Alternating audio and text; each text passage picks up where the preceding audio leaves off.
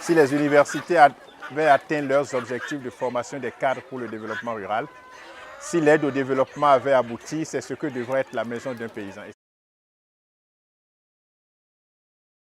Si chaque paysan avait une maison comme ça, on aurait atteint l'autosuffisance alimentaire pour chacun et pour tous. Et on aurait vendu en plus le surplus d'une bonne viande vers les autres pays. On aurait fait une meilleure démocratie et on aurait mieux adoré Dieu parce que la fête de la moisson serait encore plus belle dans toutes les églises. Mais on est passé à côté. On est passé à côté.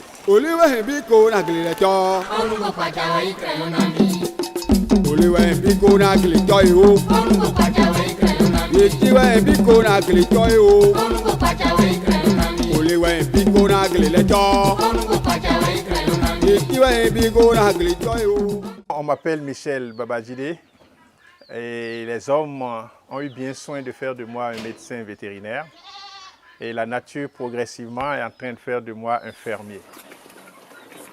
Michel Babadjidé est un docteur vétérinaire passionné de la ferme et initiateur de la Maison du Paysan, qui est un complexe agropastoral situé au sud du Bénin à Lokossa. Le docteur Babadjidé développe une théorie basée sur l'amélioration de la pratique traditionnelle familiale africaine d'élevage en antipode aux théories occidentales enseignées dans les universités. En Europe, ils ont eu le temps de spécialiser les espèces. Ils sont dans la modernisation, ils sont dans l'industrialisation et c'est logique qu'on fasse cette séparation-là. Mais en Afrique, on n'a jamais séparé les espèces animales. Poulets, pintades, cabris, dindons, porcs, toujours dormi dans la même chambre, quelquefois avec l'homme. Les universités n'ont pas travaillé sur l'amélioration du traditionnel. Ils ont voulu inculquer le moderne à tout le monde, alors qu'il faut des conditions particulières, des conditions spécifiques pour valoriser le moderne.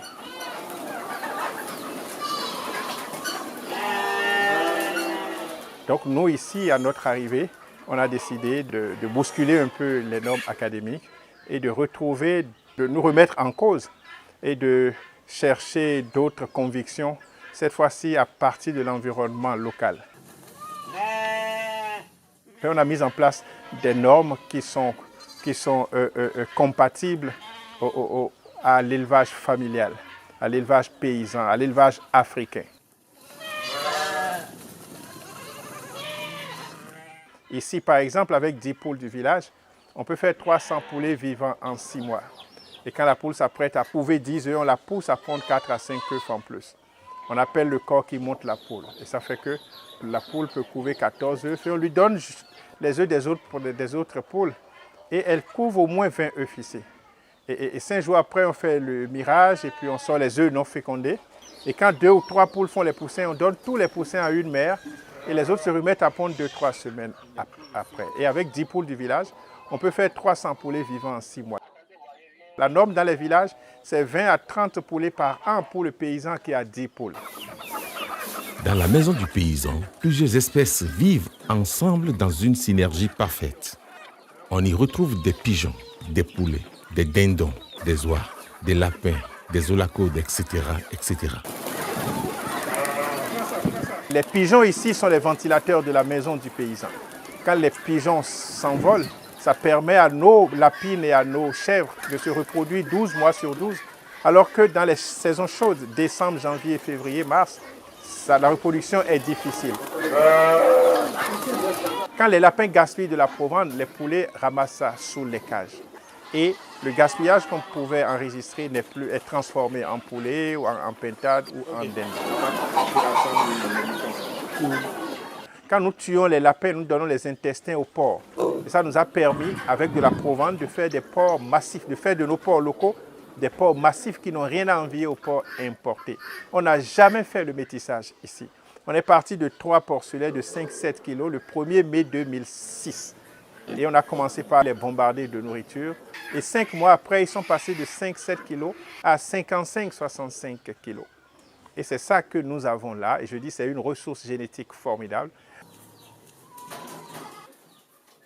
La domestication des olacodes a été réalisée pour la première fois au monde, au Bénin, par le professeur Messangui Apollinaire. Moi, quand je suis arrivé, j'ai constaté que la domestication s'est arrêtée en cage ou dans les enclos. Et je me suis dit, ce n'est pas logique qu'on arrête la domestication en cage.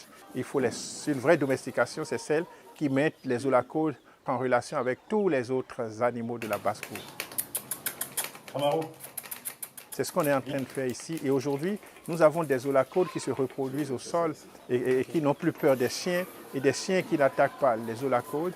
Et nous sommes convaincus que si nous sommes parvenus à mettre des ennemis d'une taille pareille ensemble, la paix sur la terre est possible.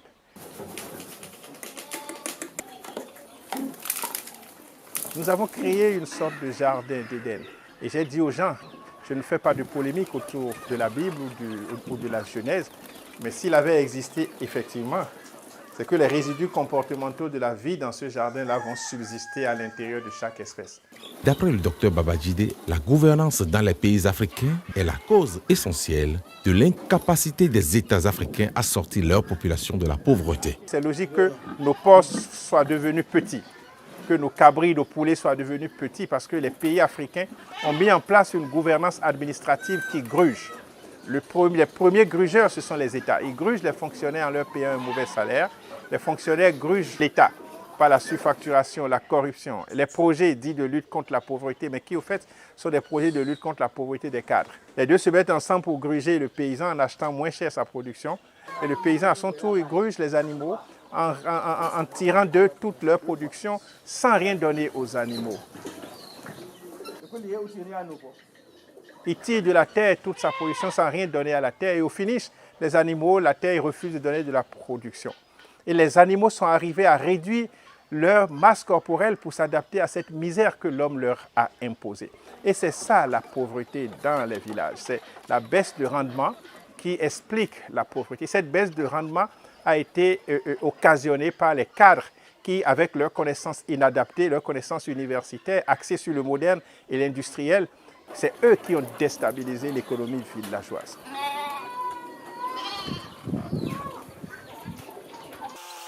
Tout ce qui est matière fécale ici, nous ramassons et nous allons produire des légumes au champ. Des légumes d'un vert formidable, c'est-à-dire sans engrais chimiques, parce que rien ne se crée, rien ne se perd, tout se transforme.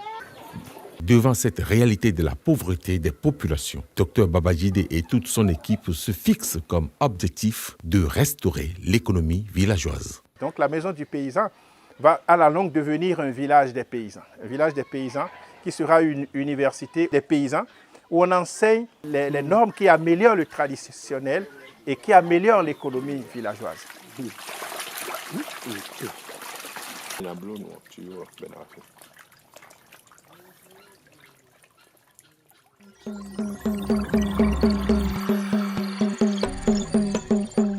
Catégorie promotion des valeurs culturelles endogènes.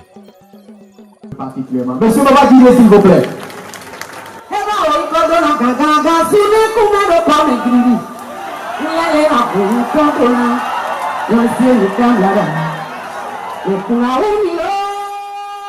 Ce soir, je me sens une fois encore béninois. Béninois parce que des amis, des gens qui se battent aussi dans d'autres domaines, reconnaissent en moi des qualités. Des qualités indéniables nécessaires pour forger une nouvelle conscience de la compétence africaine au service de l'engagement pour le développement du continent.